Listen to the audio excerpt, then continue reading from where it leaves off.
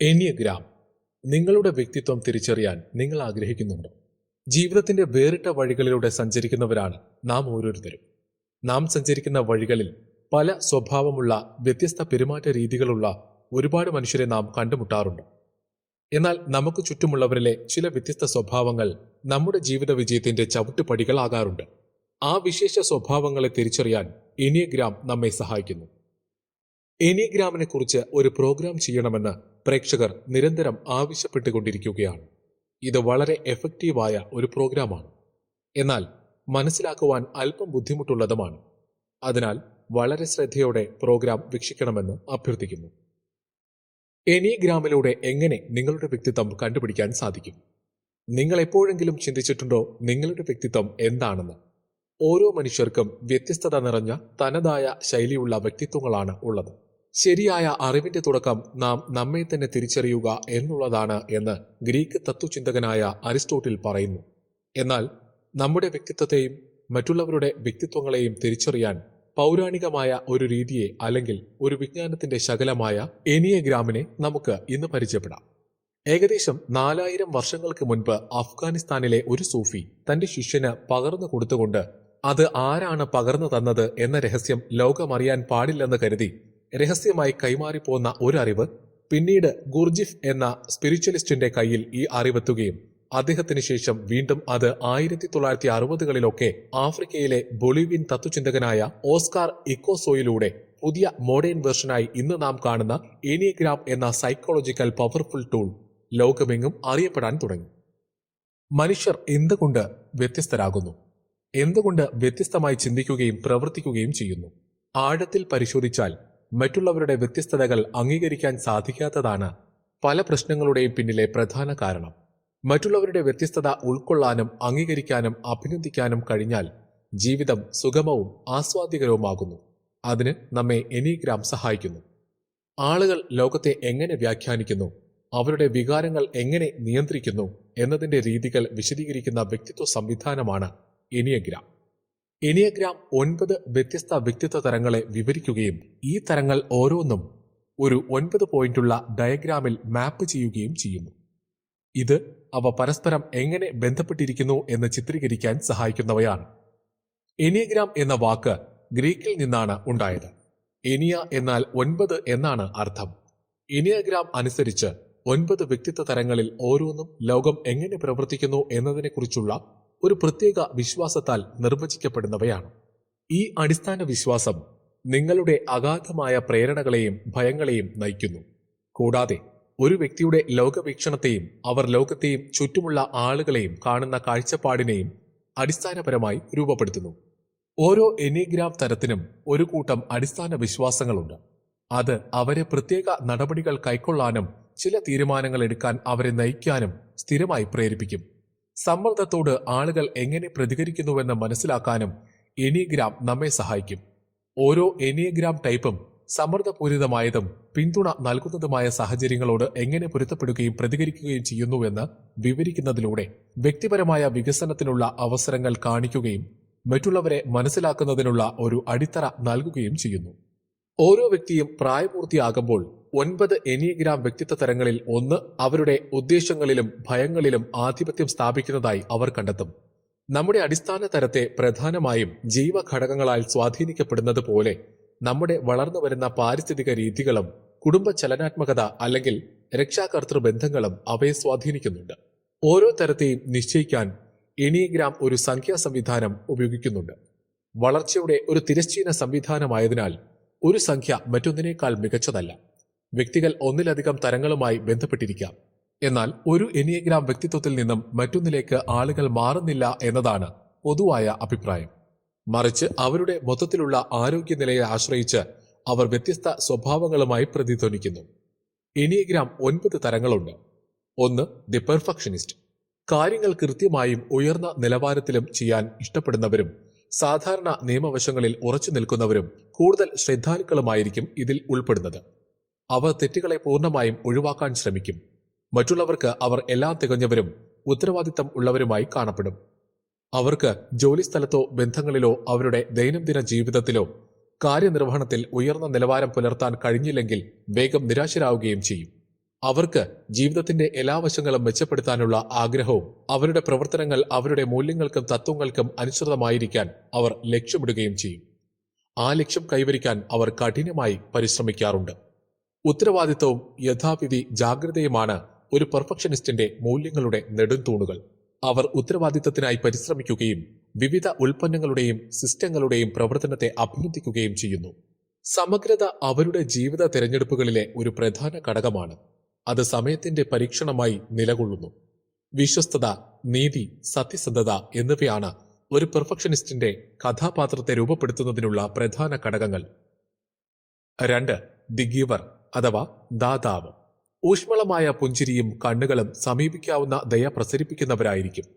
നന്നായി സംസാരിക്കുന്നവരും അല്ലെങ്കിൽ എപ്പോഴും ഊർജ്ജസ്വലനായി പ്രവർത്തിക്കുന്നവരുമായിരിക്കും. കൂടുതലും സൗമ്യതയും ക്ഷമയും സുഗമമായി കാര്യങ്ങൾ കൈകാര്യം ചെയ്യുന്നവരുമായിരിക്കും ഇക്കൂട്ടർ. മറ്റുള്ളവരുടെ ആവശ്യങ്ങൾ തങ്ങളുടേതിന് മുകളിൽ ഉയർത്തുന്ന വളരെ സഹാനുഭൂതിയും കരുതലുമുള്ള വ്യക്തികളാണ് ദാതാക്കൾ.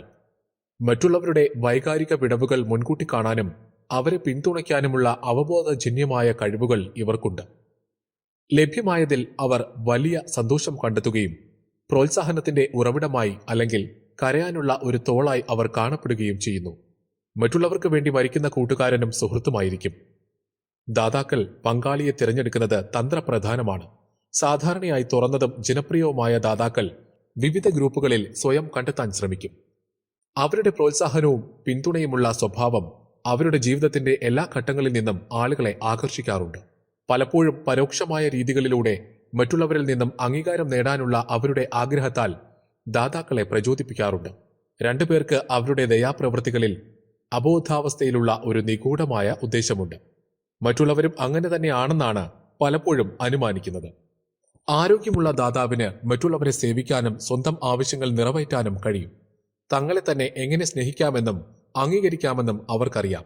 മാത്രമല്ല, മറ്റുള്ളവരിൽ നിന്നുള്ള അംഗീകാരത്തെ കുറച്ചുകൂടി ആശ്രയിക്കുകയും ചെയ്യുന്നു. 3. The achiever. പ്രാധാന്യമുള്ളവരാകാനും അവരുടെ നേട്ടങ്ങളിലൂടെ സ്വയം തിരിച്ചറിയാനുമുള്ള ആഗ്രഹമുള്ളവരാണ് മൂന്നാം തരക്കാർ. ആത്മവിശ്വാസവും അതിമോഹവും ലക്ഷ്യബോധമുള്ളവരുമായി അവരെ കാണപ്പെടുന്നു. അവർക്ക് അവരുടെ സ്വതസിദ്ധമായ ആത്മാഭിമാനത്തെക്കുറിച്ച് ഉറപ്പില്ല. സ്വീകർത്താവ് സാധാരണയായി വളരെ ഇമേജ് ഫോക്കസ്ഡ് ആണ്. മറ്റുള്ളവർ അവരെ വിജയികളായി കാണുന്നത് അവർക്ക് പ്രധാനമാണ്. സാമൂഹിക നന്മകളെക്കുറിച്ച് നന്നായി ബോധവാന്മാരാണ്. അവർക്ക് യാത്രയിലും തിരക്കേറിയ ഷെഡ്യൂളുകളിലും മീറ്റിംഗുകളിലും ഇംപ്രവൈസേഷനുകളിലും അഭിനയത്തിലും താൽപ്പര്യങ്ങൾ ഉണ്ടായിരിക്കാം. പരിഷ്കൃതമായ അഭിരുചികളും കൂടുതൽ നേട്ടങ്ങൾ കൈവരിക്കാനുള്ള ആകർഷണീയമായ പ്രേരണയും ഉള്ളതിനാൽ സമയപരിധികൾ മറികടക്കാനും അങ്ങനെ ചെയ്യുമ്പോൾ അതിനെ ഭ്രാന്തമായി കാണാനും കഴിവുള്ള സാമൂഹികമായി പ്രാവീണ്യമുള്ള സംഭാഷണ വിദഗ്ധരാണ് ഇക്കൂട്ടർ. അവർ സജ്ജരാണ്. ഏത് സാഹചര്യത്തിലും എന്താണ് പറയേണ്ടതെന്ന് അവർക്ക് നന്നായി അറിയാം. അവർക്ക് ആരുമായും സൗഹൃദം സ്ഥാപിക്കാൻ കഴിയും. നേട്ടങ്ങൾ കൈവരിക്കുന്നവർക്ക് മികച്ച ഇൻസ്റ്റഗ്രാം ഫീഡുകൾ, തികഞ്ഞ ജീവിതം, അത് തെളിയിക്കാനുള്ള ചാരുത എന്നിവ ഉണ്ടായിരിക്കും.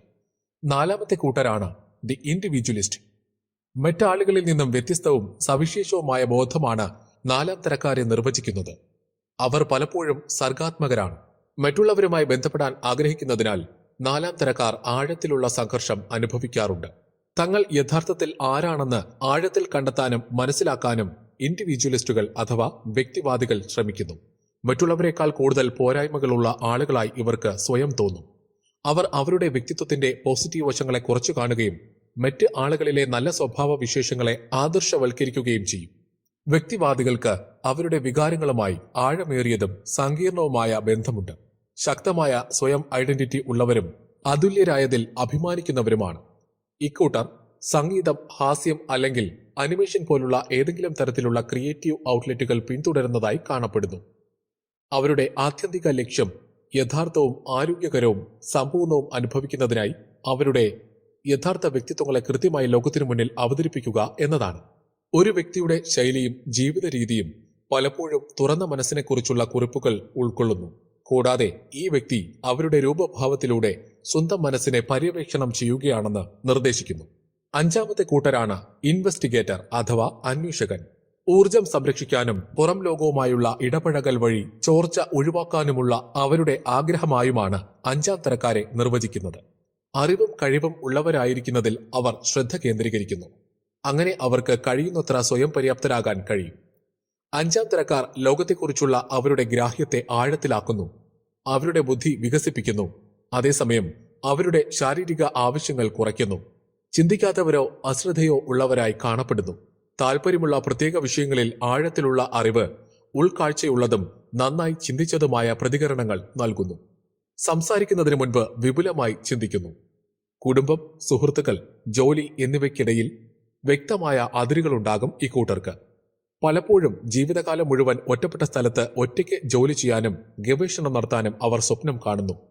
അനിശ്ചിതത്വത്തിന്റെയും ആശയക്കുഴപ്പത്തിന്റെയും സമയങ്ങളിൽ കാര്യങ്ങളുടെ മഹത്തായ സ്കീമിലെ ഏറ്റവും മികച്ച പ്രവർത്തനഗതി വിശകലനം ചെയ്യാനും കണ്ടെത്താനും അന്വേഷകർ ശാന്തവും സ്ഥിരതയുള്ളതുമായ ഒരു മാനസികാവസ്ഥ പുലർത്തുന്നു. എല്ലാത്തിനുമുപരിയായി അന്വേഷകർ സ്വാതന്ത്ര്യത്തെ വിലമതിക്കുന്നു. ആറാമത്തെ കൂട്ടരാണ് ദി സ്കെപ്റ്റിക്. സുരക്ഷയ്ക്ക് വേണ്ടിയുള്ള അവരുടെ ആഗ്രഹമാണ് ആറാം തരക്കാരെ നിർവചിക്കുന്നത്. അവർ അപകട സാധ്യത മുൻകൂട്ടി കാണാനും ഒഴിവാക്കാനും വിശ്വസ്തരായ അധികാര വ്യക്തികളുമായും സ്ഥാപനങ്ങളുമായും സഖ്യമുണ്ടാക്കാനും ശ്രമിക്കുന്നവരാണ്. ഇവർ ജാഗ്രതയുള്ളവരാണ്. തെറ്റ് സംഭവിക്കാനിടയുള്ള കാര്യങ്ങൾ മുൻകൂട്ടി കാണാനും അതിനായി തയ്യാറെടുക്കാനും എല്ലായ്പ്പോഴും നിരവധി ഘട്ടങ്ങൾ മുന്നോട്ട് ചിന്തിക്കാറുണ്ട്. ഇവർ സാമൂഹിക ഗ്രൂപ്പുകളുമായി ശക്തമായി ഇടപെടാനും സാമ്പത്തികം കൈകാര്യം ചെയ്യുന്നതിലും മിടുക്കന്മാരുമാണ്. സുരക്ഷിതത്വം, പ്രതിബദ്ധത, ഗ്രൂപ്പുകളുമായുള്ള ബന്ധത്തിന്റെ ബോധം എന്നിവയാണ് ഇവരുടെ പ്രവർത്തനങ്ങളെ നയിക്കുന്നത്. ജീവിതത്തിൽ തങ്ങളുടെ ഹൃദയത്തിൽ ഇടം നേടിയ ആളുകൾക്കൊപ്പം അവർ ശക്തമായി നിലകൊള്ളുന്നു. സുരക്ഷ തേടി അവർ അവരുടെ പ്രാധാന്യത്തെയും ബന്ധത്തെയും കുറിച്ച് ഉറപ്പു നൽകാൻ കഴിയുന്നവരെ വിലമതിക്കുന്നു. വിശ്വാസമാണ് ഇവരുടെ ഏറ്റവും പ്രധാനപ്പെട്ട മൂല്യം. സാങ്കല്പിക സാഹചര്യങ്ങളുടെ കുത്തൊഴുക്കിൽ അവർ ചെലവഴിക്കുന്ന സമയമത്രയും ആരുടെയെങ്കിലും പുറകിലുണ്ടെന്ന് അറിയുന്നത് അസാധാരണമാം വിധം ആശ്വാസകരമാണ്. തുടക്കത്തിൽ ഇതൊരു വെല്ലുവിളിയാണെന്ന് തെളിയിക്കുന്നുണ്ടെങ്കിലും അവർ സ്വയം സമാധാനം തേടുന്നു.